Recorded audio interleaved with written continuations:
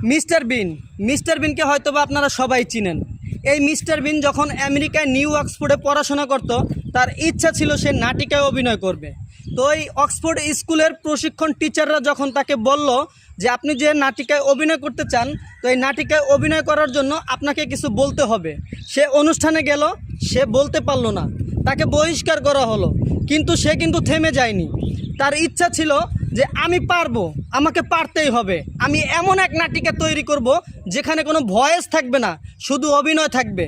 অবশ্য তার অভিনয়ের পর, তার সাফল্যের পর 3 বছরের মাথায় ওই অক্সফোর্ড স্কুলের টিচাররাই তাকে পুরস্কার করার জন্য তাকে ওখানে ডেকে নেয় এবং তাকে পুরস্কার করা হয়। আর এই মিস্টার বিন এখন পৃথিবীর এমন কোনো দেশ নাই যে মিস্টার বিনকে চিনে না।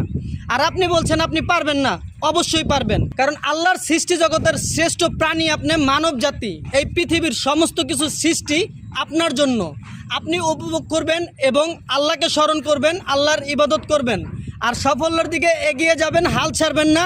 সাফল্য আপনার কাছে আসবেই আসবে ইনশাআল্লাহ।